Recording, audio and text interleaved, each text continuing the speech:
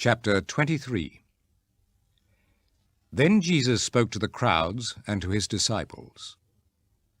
The teachers of the law and the Pharisees are the authorized interpreters of Moses' law. So you must obey and follow everything they tell you to do.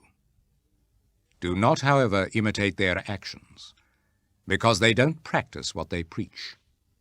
They tie onto people's backs loads that are heavy and hard to carry, yet they aren't willing even to lift a finger to help them carry those loads. They do everything so that people will see them. Look at the straps with scripture verses on them, which they wear on their foreheads and arms, and notice how large they are. Notice also how long are the tassels on their cloaks. They love the best places at feasts, and the reserved seats in the synagogues. They love to be greeted with respect in the marketplaces, and to be called teacher.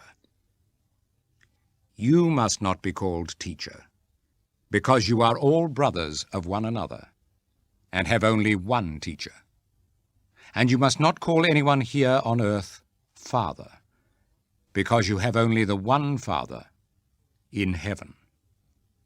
Nor should you be called leader, because your one and only leader is the Messiah. The greatest one among you must be your servant. Whoever makes himself great will be humbled, and whoever humbles himself will be made great. How terrible for you, teachers of the law and Pharisees, you hypocrites!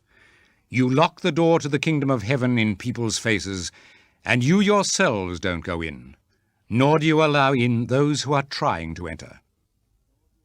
How terrible for you, teachers of the law and Pharisees, you hypocrites! You sail the seas and cross whole countries to win one convert, and when you succeed, you make him twice as deserving of going to hell as you yourselves are. How terrible for you, blind guides! You teach, if someone swears by the temple, he isn't bound by his vow. But if he swears by the gold in the temple, he is bound.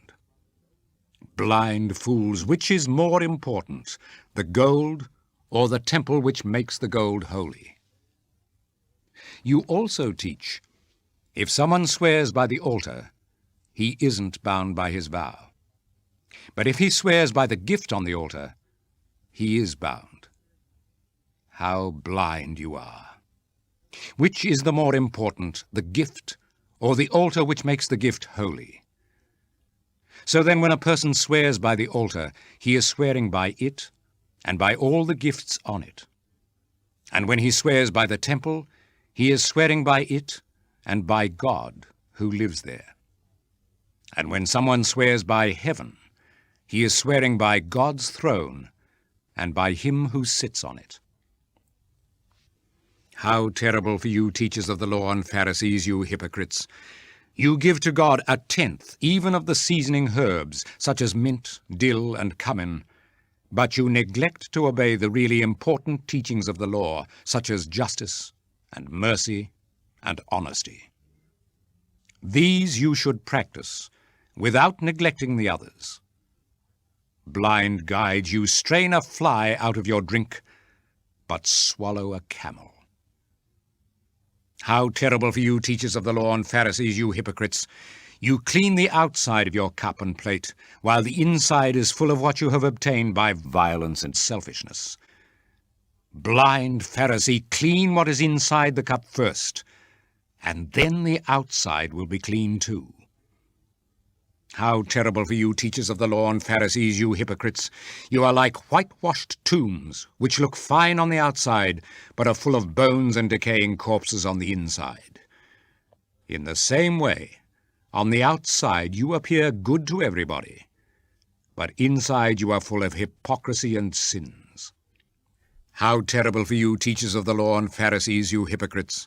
You make fine tombs for the prophets and decorate the monuments of those who lived good lives. And you claim that if you had lived during the time of your ancestors, you would not have done what they did and killed the prophets. So you actually admit that you are the descendants of those who murdered the prophets. Go on then, and finish what your ancestors started. You snakes and sons of snakes, how do you expect to escape from being condemned to hell? And so I tell you that I will send you prophets and wise men and teachers. You will kill some of them, crucify others, and whip others in the synagogues and chase them from town to town. As a result, the punishment for the murder of all innocent men will fall on you, from the murder of innocent Abel to the murder of Zachariah, son of Berechiah, whom you murdered between the temple and the altar. I tell you indeed, the punishment for all these murders will fall on the people of this day. Jerusalem, Jerusalem, you kill the prophets and stone the messengers God has sent you. How many times have I wanted to put my arms around all your people, just as a hen gathers her chicks under her wings, but you would not let me. And so your temple will be abandoned and empty.